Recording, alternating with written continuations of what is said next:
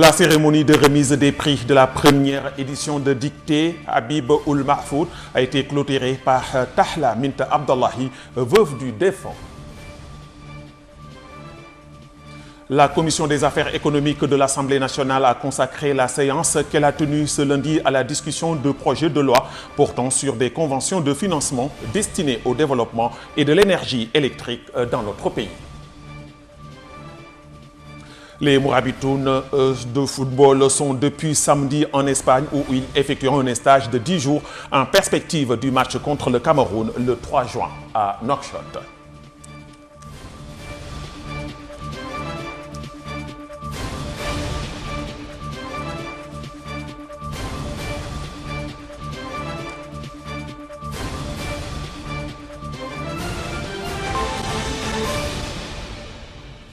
Bonsoir et bienvenue dans ce journal.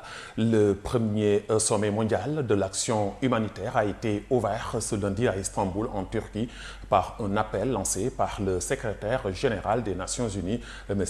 Ban Ki-moon, pour examiner des engagements internationaux en vue de développer le plan d'action en matière d'assistance humanitaire, de mettre en place des politiques efficaces permettant de faire face aux cas d'urgence. Participant au sommet qui se tient sur l'initiative du secrétaire général des Nations Unies et dont l'organisation est assurée par le Bureau des Nations Unies pour la coordination des affaires humanitaires. Près de 60 chefs d'État et de gouvernement et de plus de 6000 responsables et représentants d'organisations internationales et régionales de la société civile et des moyens de l'information. Le sommet sera l'occasion pour la tenue de plusieurs séances au cours desquelles les dirigeants présents devaient annoncer leur engagement pour le développement du plan d'action pour l'humanité. La Commission des affaires économiques de l'Assemblée nationale a consacré la séance qu'elle a tenue lundi à la discussion de projets de loi portant sur des conventions de financement destinées au développement et de l'énergie électrique dans notre pays. Le ministre du Pétrole, de l'Énergie et des Mines, Mohamed Ould Béchir, a fait un exposé au cours de la réunion dans lequel il a expliqué les résultats positifs que notre pays a pu obtenir par ces conventions qui participent au développement qui constitue le moteur des différents projets économiques. À l'issue de cette séance, la Commission élabora un rapport détaillé sur ces projets de loi qui seront discutés en séance plénière. Une somme de plus d'1 milliard d'ouguiya a été détournée du programme de valorisation des initiatives de croissance régionale qui a révélé une enquête interne du ministre des Finances. Lancé en 2015 dans les régions de l'Assaba et du Kidimara, le programme était décerné aux communes du Gorgol pour répondre aux besoins les plus pressants des populations locales. La comptable du projet, Jamila Mint Mohamed, a été arrêtée puis relâchée.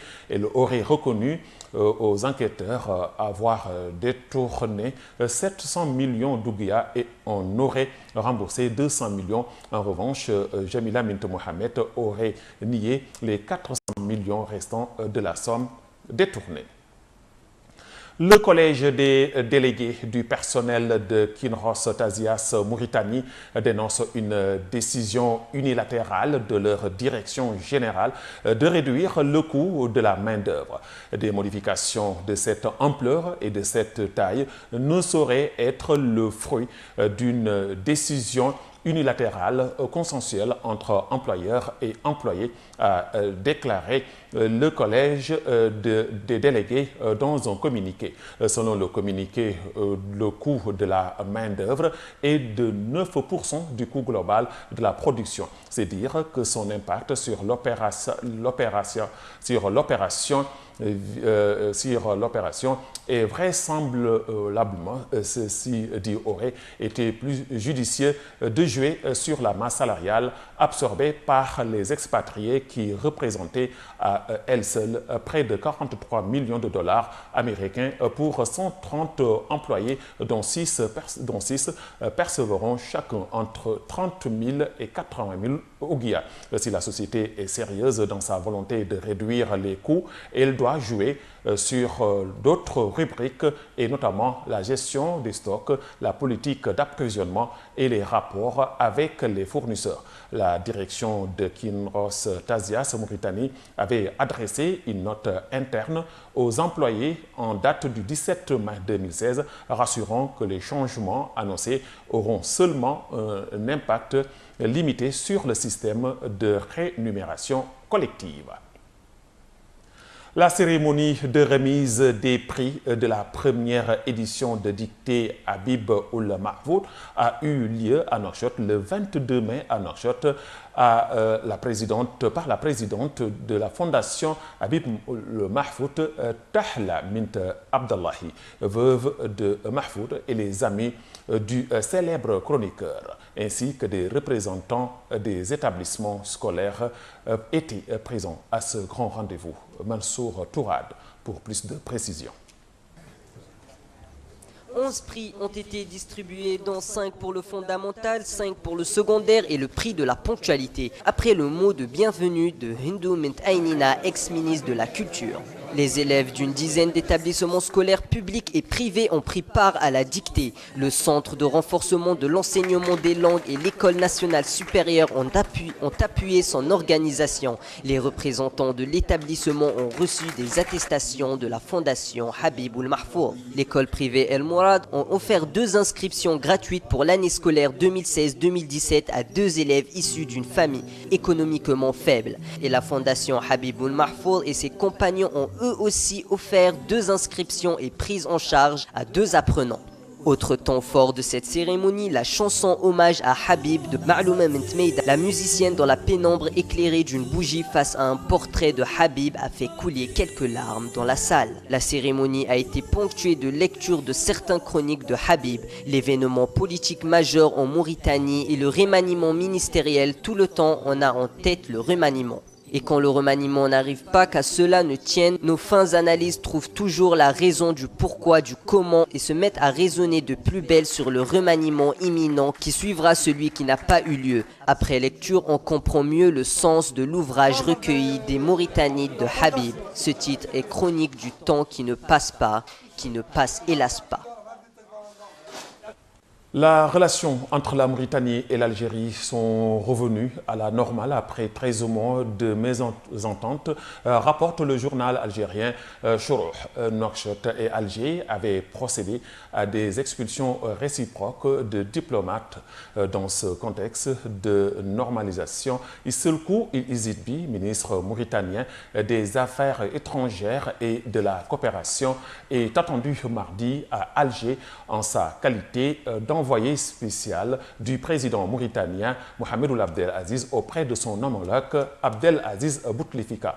Ould Izidbi devra aussi évoquer avec son homologue algérien Ramtan Lamra les préparatifs de la 18e session de la grande commission mixte qui réunira les 2 pays avant fin 2016 à Alger. Le parti Union nationale pour l'alternance démocratique exige dans un communiqué une enquête sur la tentative échouée achat de matériel d'espionnage par la présidence mauritanienne. Selon l'hebdomadaire Al-Akhbar Info, cet échec a fait perdre 1,5 million de dollars à la présidence mauritanienne. L'échec a également conduit à la détention d'un ressortissant italien dans les locaux de l'École nationale de police à Nouakchott. UNAD demande la traduction en justice du citoyen italien ou de le libérer au lieu de le détenir arbitrairement. UNAD exprime son refus catégorique de toute tentative d'espionner les citoyens et appelle le régime au respect de la confidentialité de la correspondance garantie par la Constitution. Le parti Union nationale pour l'alternance démocratique précise par ailleurs que les moyens de de l'État est réservé d'orienter vers les services compétents selon Al-Akhbar. L'opération échouée a été supervisée par un conseiller du président mauritanien. Retour à Mansour Tourade pour la page sportive de ce journal.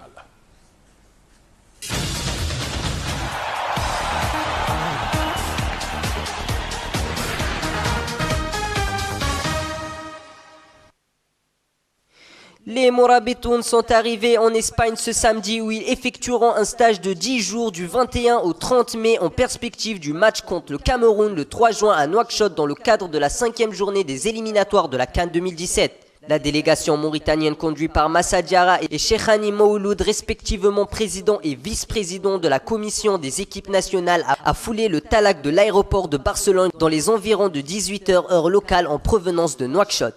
Le groupe du sélectionneur national a été rejoint à Barcelone par Oumar Ndiaye, Hamza Jawar ainsi que les membres du staff technique François Dara et Bruno Valanconi. Coach des gardiens avant de prendre la direction de leur lieu de résidence à Salou, une commune dans la province de Tarragone située à 112 km de Barcelone. Ce journal est à présent terminé. Merci de l'avoir suivi. Avant de nous quitter, le rappel des titres. Le premier sommet mondial de l'action humanitaire a été ouvert lundi à Istanbul, en Turquie, par un appel lancé par le secrétaire général des Nations Unies, M. Ban Ki-moon.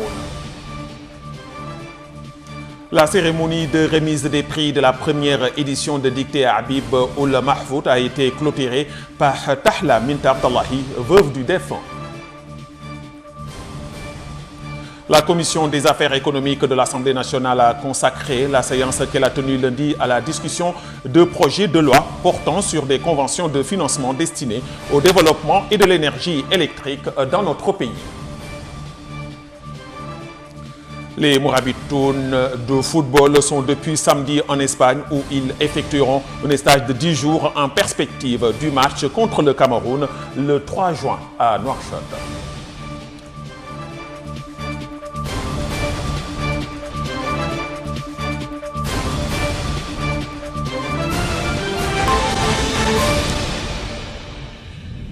Les informations reviennent demain.